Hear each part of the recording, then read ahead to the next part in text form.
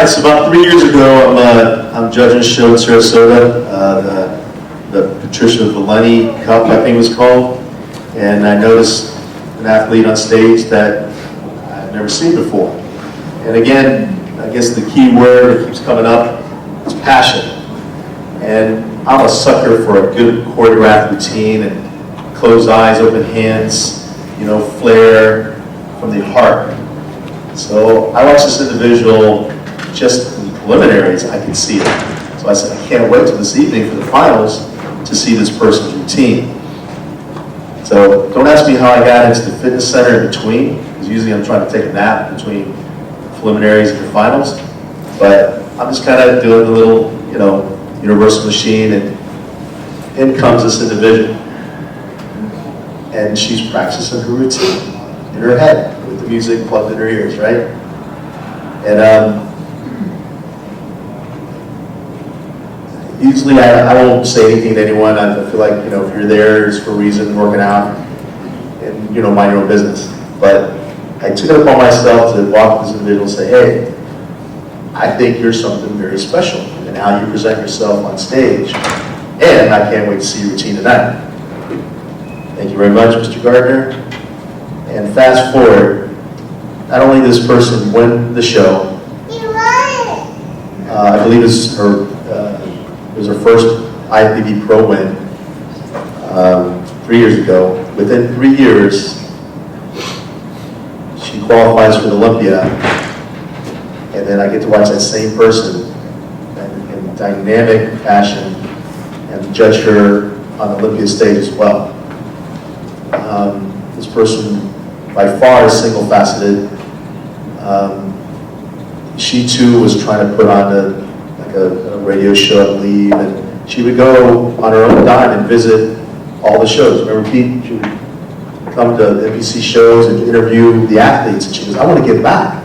And I'm saying, well, you're just kind of starting, so, you know, concentrate on your focus of you and winning. So she says, I want to win and take care of the athletes as well. So I watched this individual just pour on this theme, and so she's the sizzling Brazilian. So what a treat to watch that person in less than 3 years' time get on the Olympia stage, because as athletes, that's the Super Bowl.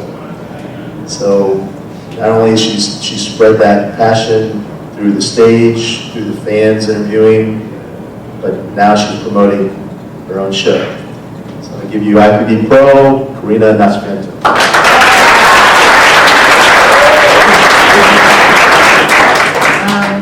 Yes, well, I was actually started in this business.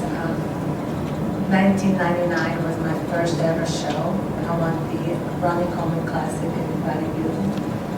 And how I got here is on that stage was that I was had a many endeavors in my life. In Brazil, I lived a whole lifetime already, and I moved here in '86 to Texas. And life was really, really rough in Brazil, so I had a lot of things that had hold of me. Then in the United States, life wasn't so good, so I was removed out of my home to a children's home, which today I support. It's a passion of mine, and it's very dear to my heart. So I was in the children's home, and I was very depressed and very suicidal, and they were trying to figure out. They put me in a treatment, and I didn't do well there, and I was going to counseling, and so I had a job experience for the summer, and this woman walked in, and very stunning, and she was so muscular and so powerful. I thought, oh my God, that's like, wow. And I began to have a good relationship with her son, Jonathan. I still remember his name. And they opened the gym up for me to come and to train anytime. And so at 16, I started training. And I felt something very powerful. It's something that I wanted to do every day, and I was excited about it. So many things happened after that. I ended up in treatment again for depression, very, very, very bad depression 9 years later. And so the day, about weeks later, I got out of the treatment and I wanted to get right back into training. And so I was at a gym, at a store, and I met my coach that coached me for a very long time. And he asked me what I wanted to do, and I said, I wanted to be Miss Olympia. And he goes, okay. What category? I said, I want to do fitness. I didn't want to be too big, so I was kind of like, fitness did not work out for me because I was never a dancer. I didn't do all these things, and I actually worked really hard at it, and I got, I was doing a flip and everything, but I thought, I'm going to fall on my head, I'm going to break my neck, and this is not going to work out for me in the long term. So he came over to my house, and he brought a trophy, and he said, you want to be Miss Olympia? He goes, you got to look like her. He goes, one thing, two things is going to be is that it's going to change your body differently, more so than what you are now. People are going to talk maybe about you or say things like you look like a man or, things like that. So, you have to be ready for these things because it's kind of like, you got to have a tough skin to follow a passion of anything. And I said, okay. I said, well, I can do that. I don't care. And then you have to really work hard. And with him, it was really, really hard. He was an old school trainer. I starved a lot. I mean, just like 4 ounces is just not enough. But we won the Ronnie Coleman Classic. I trained with him for 1 year. I was dieting the whole time, gaining, dieting, and I won the overall. And I was backstage. Monica Brent was there, and she's like, you have to go to Venice and train there. A lot of photographers and that. But I was never a chaser of things. I just was a chaser of the weights. Me, I knew that I can bring my physique to a different level, but my passion is in the iron. It's when I touch the iron, I know that I don't know, I'm free. I can do anything. I just go in my own world. So we won running, Oklahoma, California. So the Ironman, Iron Maiden, it was a competition that only Craig Titus had brought the sword back to Texas. So I brought it back. Yes. And so I brought it home. And then went to do the Women Extravaganza, and I won the show. And then I didn't have another place to go because I was Brazilian and I'm a citizen of Brazil. So we were trying to work out how to get my pro card. So they wanted me to come to Brazil. First they wanted me to compete. So I was all ready to compete, but then I had the opportunity, somehow, I was able to get on a Schwarzenegger Classic invitation for the lightweight bodybuilding if I could get my pro card.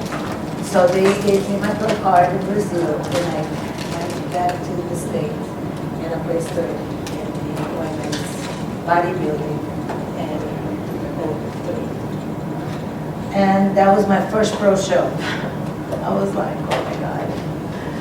That's not the first pro show. You wanted to do something smaller, right? But that was amazing. And after that, I didn't want to compete anymore because I felt like I was getting too big. And in order for me to be really successful, I needed to get bigger, and I didn't want to do that. I just didn't feel comfortable. I'm into fashion, girl stuff, and I just didn't feel like it's, wearing spandex all the time was not my thing. And so I met my husband at a bodybuilding show that added Betty Carissa. We started dating. I was actually, we started dating at the time, and he went with me for the Honor Classic. And then I found out I was pregnant with a little girl. And so I took the time out to have a baby, then I had another one and another one. I completed that, after my first, I completed 5 months later. It was the Night of the Champions, and figure, I was too big, way too big. So I left the industry all completely, and then it was not until I moved to Florida 6 years ago, and I started working out with Darren Charles, and he said, you know, I mean, you don't take any drugs in your body. I have to, keep growing, and he goes, I have to get you back off the weights too much, and we have to change the training. He goes, there's a new category you should do. I said, is that bodybuilding? He goes, no, not quite. Like, you still have to train and stuff, but it's going to be very easy. I was like, okay. So I said, well, it's women's physique. And so he convinced me, and I said, I want to do the first show. He goes, you won't be ready in 6 months. I said, well, we'll be ready in 6 months because I have to do the first show. I won the first show. I didn't know what to expect, but that was a real blessing. And then went to your show where I met him, this guy over here that I just called the other day, crying, going, I don't know what to do. I'm like, because it does get confusing when you're at a place, because I'm not chasing a dream anymore. I live this, I have in my bucket list where I had a vision board when I was struggling. And I gotta tell you that everything in that vision board has come alive.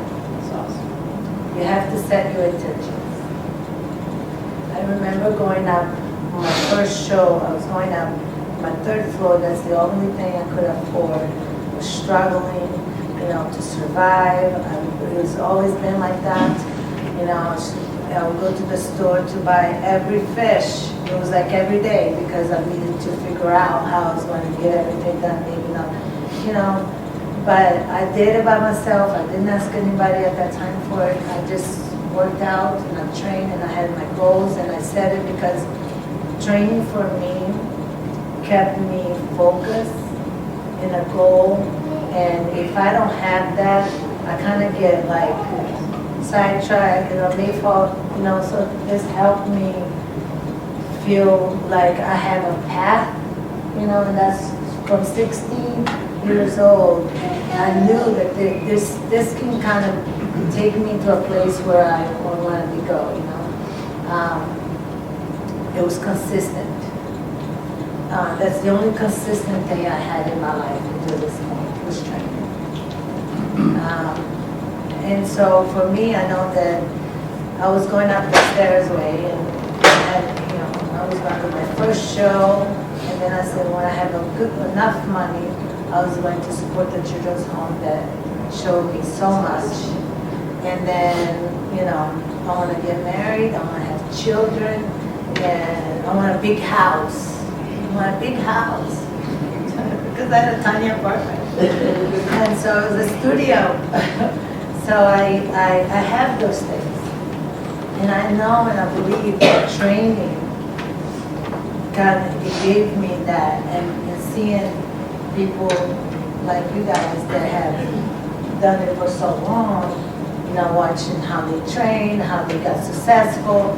Well, there was not videos and on social media, but you heard it. I was passionate about Corey Everson. She was like, always in that wall at the gym. So I knew that this was going to take me somewhere that I wanted to go because it was consistent. So today I've been a champion many times. I'm a mother of 3 children, even more. I have a great husband, and he's very good person. And he is the first person that I told my story, my real story to, and he thought that it was inspiring, and it inspired him. I was, at 6 years old, I used to sell mangoes in the streets of Brazil.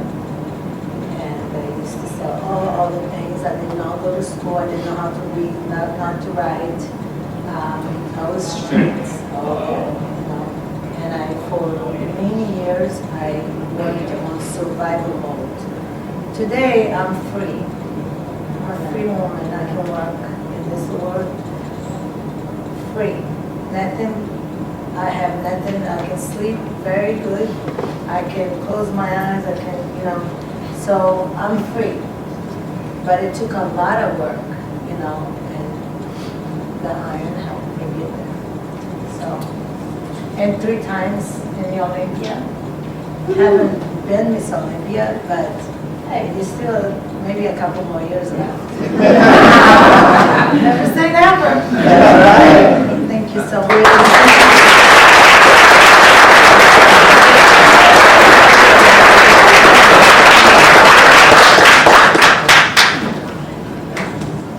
What a story.